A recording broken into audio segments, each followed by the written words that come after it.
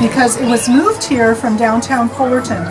It was originally the house of Dr. Clark, who was one of the first doctors in Fullerton, and his wife Edith. He built the house in 1894 when they got married. So it coincides with their anniversary and the building of the house, which is a wonderful thing. It's East Lake style, which was a little more simple style than some of the Victorian homes at the time. When we first got the Heritage House, it had changed hands so many times. We didn't have anything that belonged to the Clarks. So it's really great the family has donated different items. He was actually a homeopathic doctor, which was, have you heard of homeopathics? It's basically a method of trying to recreate what the illness is that your body can then heal itself.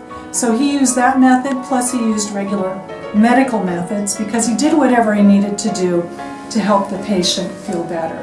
The interesting thing is he's quoted as to say he never sent a bill because he figured if they didn't pay, a bill wasn't going to make a difference. And many times people would pay him in money, or they'd pay him in chickens or pigs or vegetables or eggs. Whatever they had, they'd pay him and he'd take it. So it helped them with their family as far as feeding everybody, but he didn't make a lot of money starting out. At one point, when they left Fullerton, they moved to LA for a while because he was very interested in electrical therapy. So this is an example of electrical therapy. You put your fingers in these two cylinders. Somebody turns the crank and you get an electric shock. So this is the parlor. This is where they would have entertained guests. Possibly some patients would have waited in here if they had a big crowd. And one of the things that's really part of the fun story of the Fullerton area is there were ostrich farms here in Fullerton. And for Dr. Clark's 35th birthday, they had friends over, and one of the friends owned an ostrich farm, and he brought a big ostrich egg, and they fed up to 5 people an omelet from that. So they cooked it up and had that as part of the meal that evening. This is just a painting to give you an idea. The ostriches served many purposes. One of them was feathers for a lady's hat, which, you know, you've got to have a feather on your hat. Also dusting, all kinds of things, and they even ate the meat, which still goes on today. Dr. Clark was a very talented man. He musically talented, and Edith was musically talented as well. So we have an example of a music stand here, and we actually have Dr. Clark's flute. He was a member of the Fullerton Orchestra. The flute actually had belonged to his dad, and he took it with him when he was in the Civil War, and then he gave it to Dr. Clark, to George, and it came out here out west with Dr. Clark. For entertaining company, of which you are our company today, they might play the Edison. You know, Thomas Edison was always thinking of something new, and this was one of the things he came up with. That's right! So that's more of a march, which you might not just like to sit and listen to, but maybe you want to dance to it or something. They would have used these cylinders, the different music, and they would wind it here with the crank, because of course no electricity. But if you think, speaking of electricity, when it first came into the area, people would have 2 different kinds of lighting, gas lighting and electrical lighting, because the electrical lighting wasn't very reliable when it first came in. So they would always have a backup with the gas. So this is an example of that. We have the pump organ. Now Edith, for a wedding gift, was given a rosewood piano. We don't have that piano, which I hope someday we might. But a pump organ, you can touch the keys and nothing happens, but if you pump,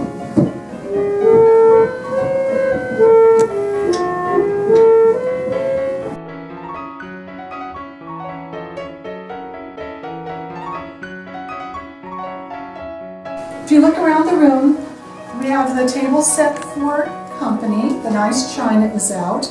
When we go in the kitchen, you'll see the blue willow china that would have been imported. Tells a nice romantic story, and you can still buy the blue willow.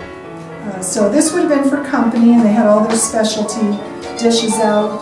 This is an example of calling cards that they would have a visiting day. And so when people came by to visit, if for some reason Edith wasn't here, they might leave their calling card. The dining room here probably would have been used like a family room, where the kids would have played with their toys maybe. Now if Mom was cooking, they might have been in the kitchen at her feet, but they have an example of all the different toys from that time period. And then as far as crafts were concerned, we've talked about the different shells. A lady might have taken the time to do something beautiful like this, making a floral display and even putting shells on the frame. This is why you can't find very many shells at the beach these days, right? Of course, we can't pick them up now. But they would have done all kinds of crafts for entertaining themselves as well as creating beauty for the home. Or some items were purchased for the house. But basically, we have just about everything that would have been found in a Victorian home. Iceman would come in his wagon and deliver the ice. You could put a card in the window to tell him how many pounds you wanted. There were tickets, as far as that's how you bought the tickets and paid him that way. So the ice would go in here and this would stay closed. And then down here you might have your produce or your eggs or your butter. And then the water, ice melts, so the water would go down into the pan.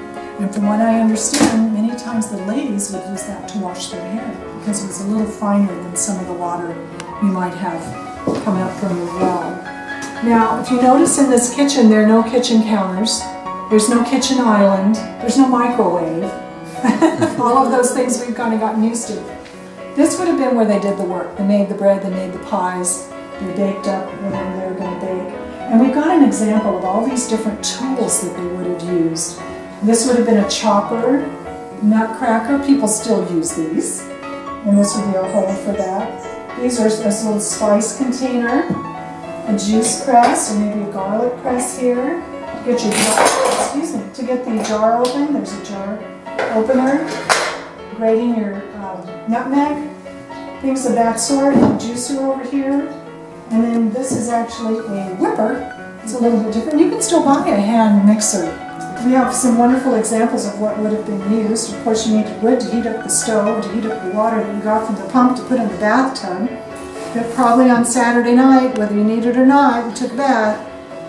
The cleanest one in first. I like to think it was the mom. And then the dirtiest little boy last. But they would have used the water.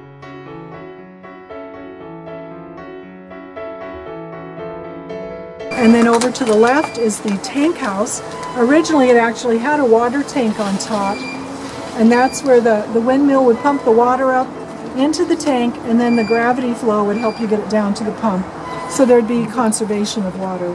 And then over to the right is our arbor. We actually have weddings in that arbor. It has wisteria on it. This is not the time, but it's coming in. You can just see a little bit of the green leaves, and it will eventually have these beautiful lavender plumes dripping down into the arbor. It's very beautiful when it's all in bloom.